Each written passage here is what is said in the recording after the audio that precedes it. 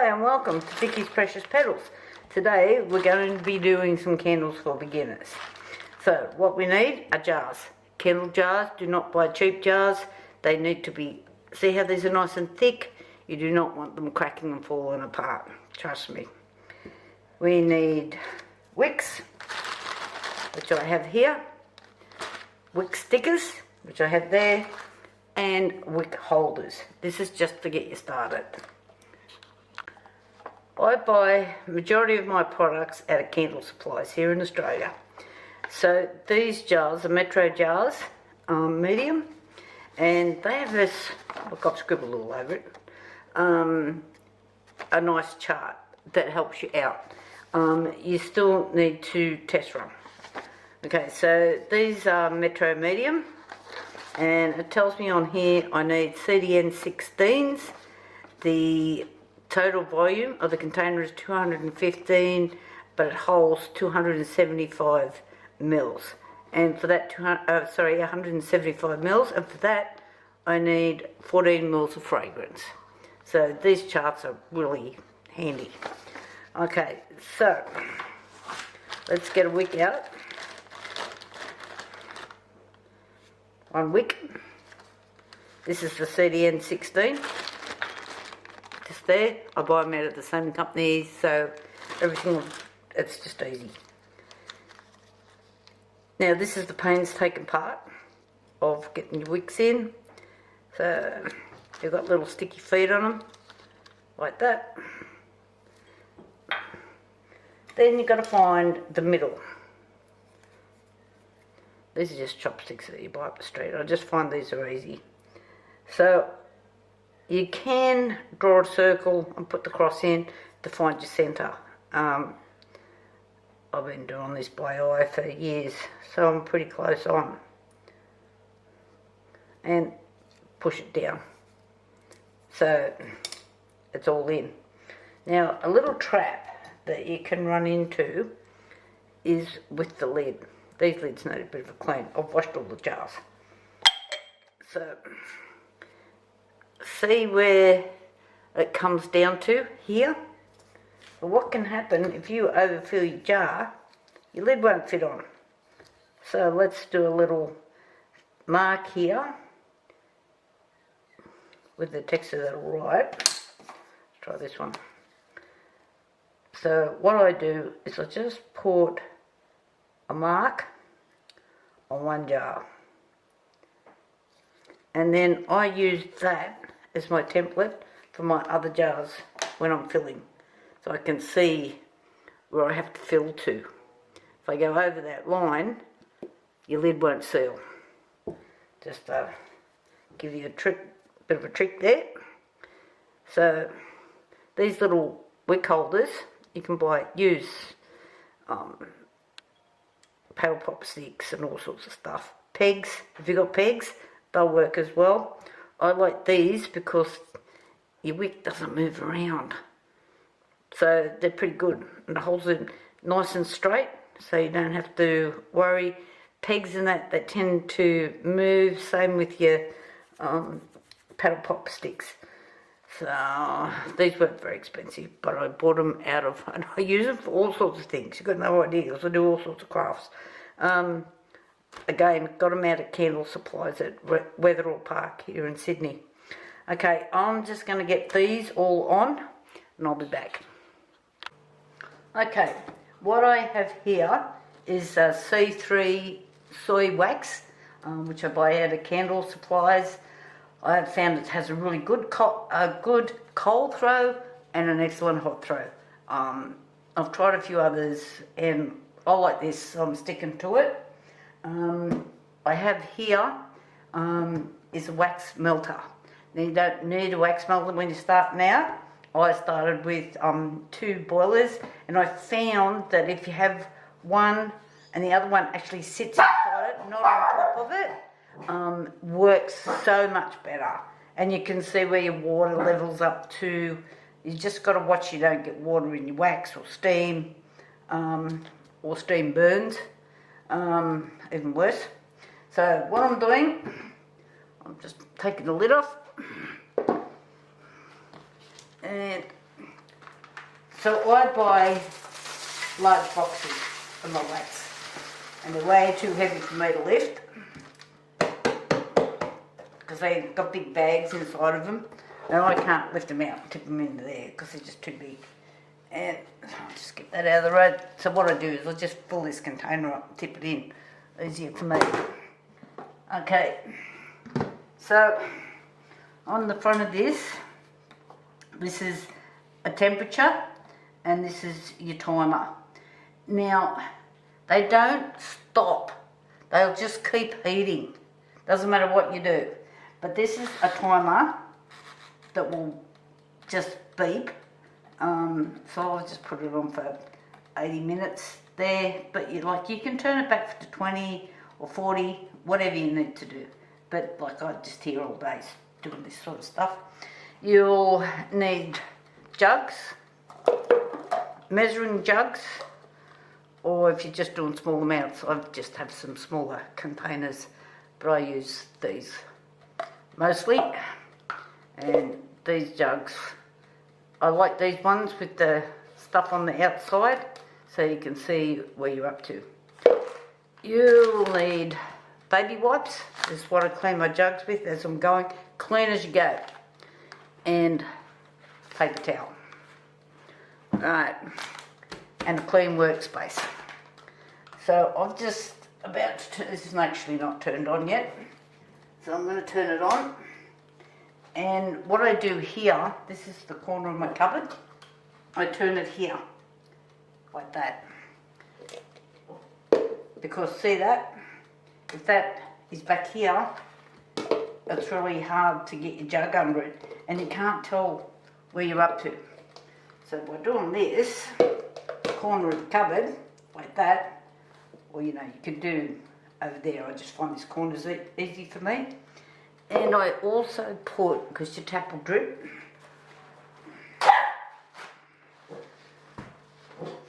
I put some paper towel on the floor. It's easier to throw that in the bin than clean the floor. So I'll just put that down there where that'll drip down. These are stirrers for your wax. And I use these little things because these are too big inside these jugs. I use these for stirring my fragrances in. So while that's doing its thing, these are again from Candle Supplies. These are a premium fragrance oil, not essential oils, is what I'm using today. So these, I use 8% in my candles. If it was an essential oil, you only need like somewhere between 2 and 5. So you need to do testing of each essential oil. This, I know what I'm doing. I'm happy. I've got labels that match all of these. You also need warning labels. Very important. If people leave candles burning, they've got kids around or whatever. While you're doing this, hot wax and little kids do not mix. So if you have small children, please be aware that you're now going to heat your wax, this wax, to 85. And if you don't watch what's going on and keep your temperature right, I've actually got this is what I check all my temperatures with. Just on and off. You can use these for candles. I use got a different one from a resin, and I also do make chocolates. So I have a different one again. Don't put this in your food. Wait, it's been in wax. I don't know. Same with the resin. I just keep it all separate. Okay, so when this heats up, I'll be back. I'll show you what we're going to do next. Okay, I've moved the camera so you can see what I'm doing now. You do need to continually stir your wax till it's all melted and break up any big bits. That's what I'm doing now. I know you can't quite see, but that's what I'm doing.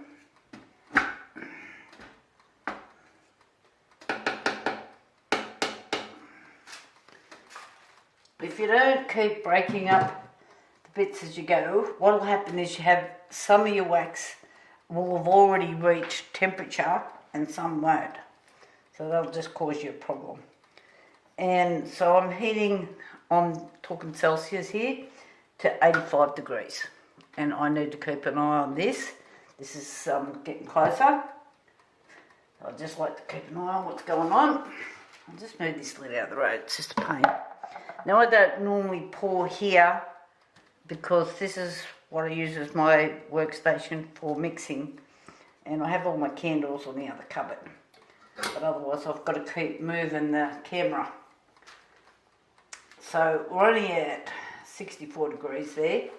So I'm just going to keep an eye on it. And just keep. And I use paper towel and baking paper. Just keeps your cupboards clean.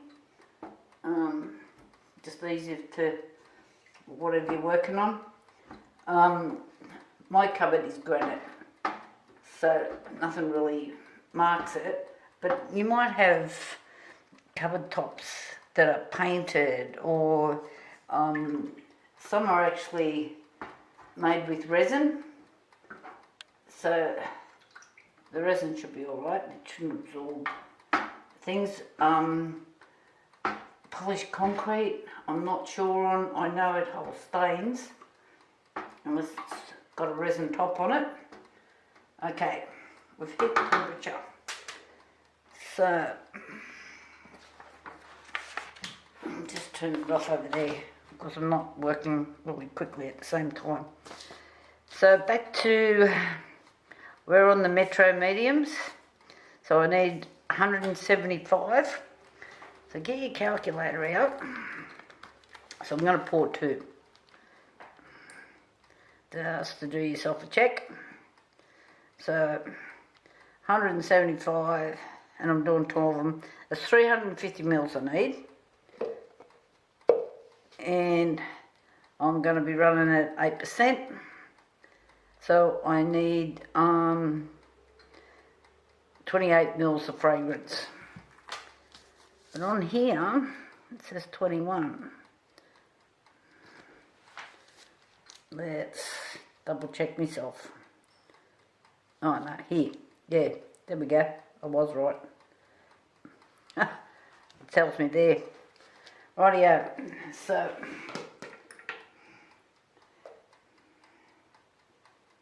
I'm just pouring 350 mils.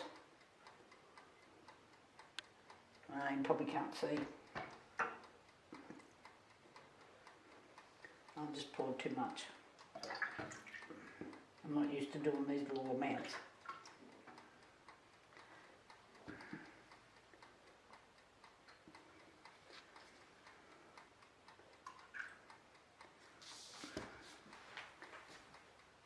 Okay, so we've got 350 mils in there, and I need 28 mils fragrance. I'm not used to doing this little either. And use that over there. I'm usually using these.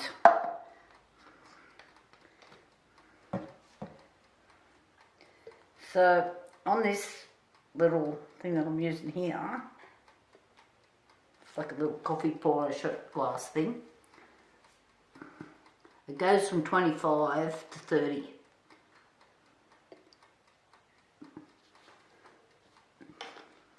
If you put too much fragrance in, it'll oil up your wicks and it won't work. You'll have a smoky burn. I think it's smoky. So, I'm stirring. You're not beating cakes. So when you look into it, you can see like the fragrance. It sort of goes around, just make sure it's all nicely stirred in. This is a new fragrance I'm using. I quite like the smell of it. I think it'd be really good when you've got a cold or something.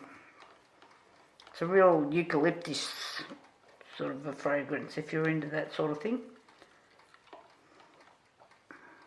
I have over 40 fragrances.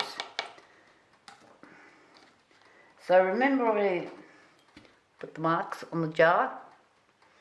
What I'm doing is I'm going to set that jar in between these. Pour temperature needs to be about 75.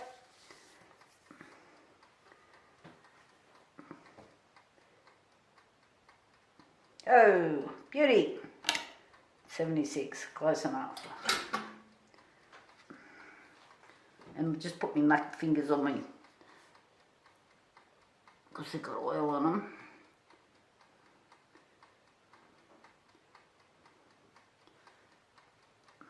I'll just turn that around, I'll get that out of the road so you can see.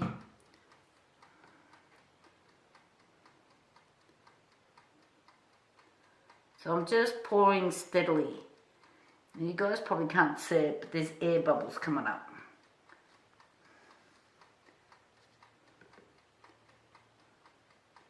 They usually form around the wick, I find.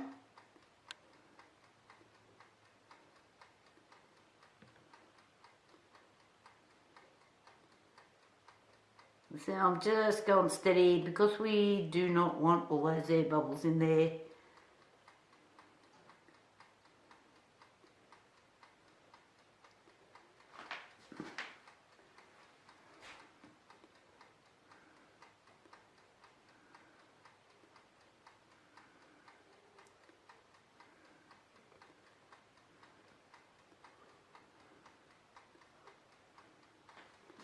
And I'm just looking at a mark here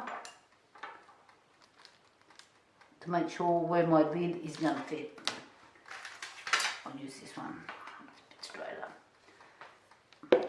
Just got a little bit left in that. I'm just looking across here to make sure that I do this by eye when I'm pouring heaps of them, to make sure that I'm going to fit the lid. And this one just needs a tad more, which I've got left. I'll probably squish just a couple of mils in there, with just a few mils I've got left in here, which is hardly anything.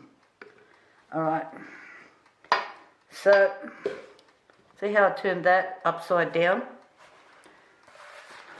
Just grab some paper towel. I'll use my little stirrer thing.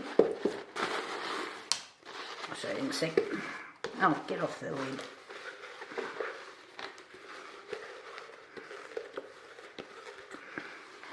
And don't leave this.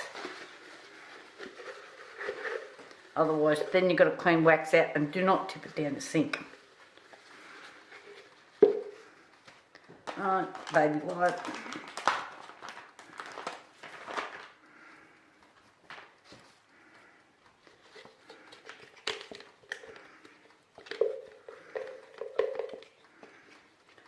Make sure I give them a good clean.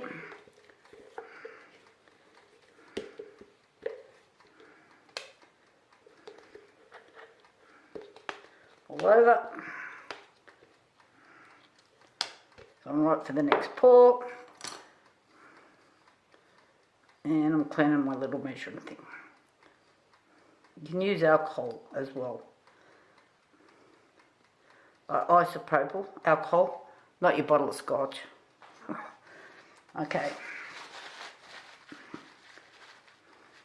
So now we need to wait till these have settled and started to cure. Go hard. Then we need to label, clean the jars. So you can see where I've spilled a little bit here on this one here. That needs to be cleaned up, but I will wait until this is all settled. And I'll check for air bubbles, anything else that can happen while you're doing it. But I will have to clean that off before I label. Okay, so I'm just going to move these aside, but I think you've got the mission of how we're working. I'll talk to you later. Okay, what I've got here are the first two candles I made. And I don't know if you can see how the wax has shrunk down and left this little nodule type thing on the wick. So if you're just making it for family and friends, that really doesn't matter. But if you want a professional look, so all these candles I'm making today are actually for a shop. So I've got a heat gun here, and all I'm going to do is put the heat gun on low and just melt that off.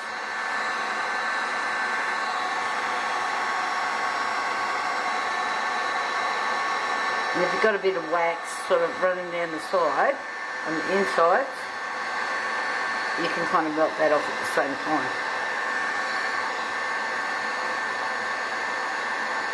That one's gone.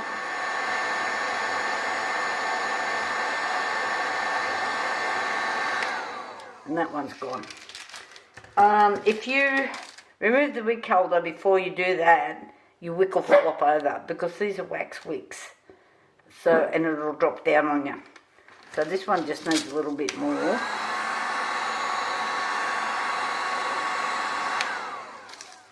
So now I will just put those aside, let them cool, make sure everything's right, and then we'll go to the next step. Okay, we're up to the last bit. So we'll take the wick holder off. I need to cut the wick.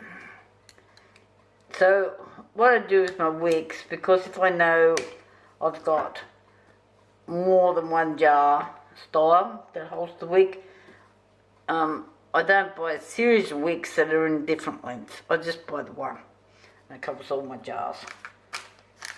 So, importantly, right, so what we have here is an Australian bush. Oh, I haven't cleaned the jar yet. Let's just go back a step. Alright, this is just a wipe I'm using here. I'm just cleaning off the wax that's sitting around the jar. Making sure it's nice and clean. Alright, now that we've done that, and then a little bit of paper towel. Sorry guys, I wasn't as organised as I thought I was. So your stickers won't stick if your jar's moist or you've got wax on it. Rightio, back to...